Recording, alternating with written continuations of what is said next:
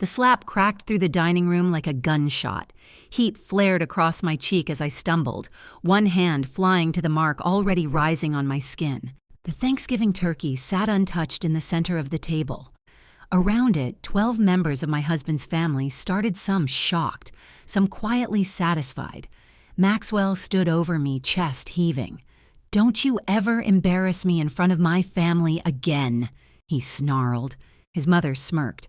His brother chuckled. His sister rolled her eyes. Then a small voice cut through the silence. "Daddy." Emma. My 9-year-old stood by the window, tablet clutched to her chest. Her dark eyes, my eyes, were steady and far too calm. "You shouldn't have done that," she said. Maxwell turned toward her. "What did you say?" "You shouldn't have hit Mom," she repeated, "because now Grandpa's going to see." Color drained from his face. His family shifted, suddenly unsure.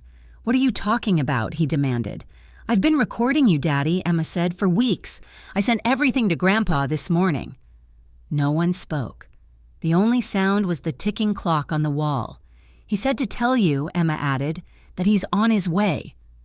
3 hours earlier, I'd been in the same kitchen, basting the turkey with shaking hands. The bruise on my ribs from last week's lesson throbbed with every breath. "Thelma, where are my good shoes?" Maxwell shouted from upstairs. "In the closet, left side, bottom shelf," I called back, keeping my voice light. The wrong tone could set him off. Emma sat at the counter with a worksheet in front of her, watching me more than her math. "Mom," she asked quietly, "are you okay?" The automatic lie rose to my lips. "I'm fine, sweetheart." "No," she said, pencil pausing. "You're not." Before I could answer, Maxwell thundered down, already criticizing the house, the decorations, me. When he noticed Emma watching him, he hesitated, then snapped, "Go to your room." "I'm doing homework," she said, squeezing my hand as she passed. "Be nice to Mom." After she left, his voice dropped. "That kid is getting too mouthy. You're poisoning her against me?" The doorbell rang. Instantly, he became the charming husband, the dutiful son. "Showtime," he said. "Remember, we're the perfect family." His family swept in with perfumed hugs and weaponized smiles. His mother called my decorations rustic. His siblings made small, sharp jokes about my cooking, my clothes, my lack of a career. Maxwell laughed or stayed silent. That hurt most. I played my part, smiling, serving, apologizing. Emma watched from the doorway, tablet in hand. At dinner, they called me uneducated, said Maxwell had married down, reminded me laughing how he'd talked me out of nursing school. The truth was, he'd sabotaged my application and told me I'd embarrass him by failing. The breaking point came when his brother bragged about his wife's promotion and his mother toasted strong, successful women, very pointedly not looking at me. I murmured congratulations and escaped to the kitchen, leaning on the counter, fighting back tears. In the dining room, Emma's voice rang out. "Why do you all hate my mom?" Chairs scraped. They stammered denials. She calmly listed their words. The way they made me cry, the way no one defended me.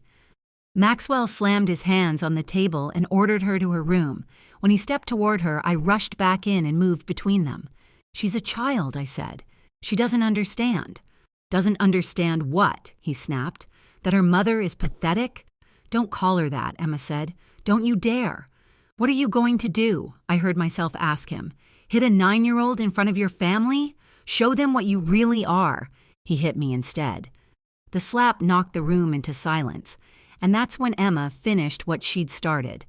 A month earlier, it had begun with her school project. "Family dynamics," she'd said, standing in my doorway with her tablet. "We have to document how families interact." Later that night, after Maxwell had grabbed my shoulder hard enough to bruise over the wrong brand of coffee, she slipped into my room. "I know Daddy hurts you," she whispered. "Our teacher showed us a video about families like that. She said we should tell someone who can help." "Emma." "I've been recording, Mom." She opened a folder labeled Family Project. Dozens of thumbnails stared back at me. Maxwell yelling, shoving, throwing things. For protection. I told her it was too dangerous. She just looked at me with my father's stubbornness. Someone has to protect us. Soon after, I heard her on the phone with my dad, Colonel James Mitchell, retired but still every inch a soldier. Hypothetically, she asked, what would you do if someone was hurting Mom? Hypothetically, he answered, voice suddenly hard, anyone who hurt your mother would answer to me, especially if they were family. The next morning, she showed me his text.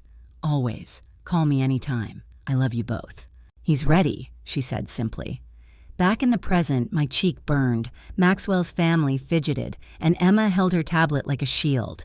I recorded you calling Mom stupid, she said evenly, pushing her, throwing things, making her cry.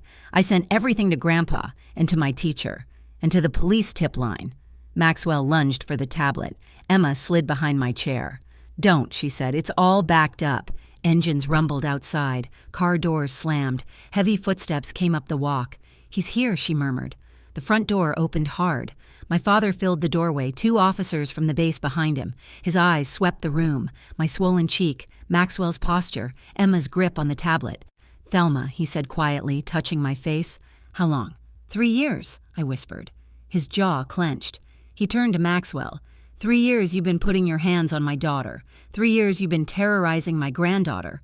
I never touched Emma, Maxwell stammered. You think watching you hurt her mother doesn't count? My father snapped. The officers laid it all out. Videos, medical records I'd signed over, a report from Child Protective Services after Emma's teacher raised concerns.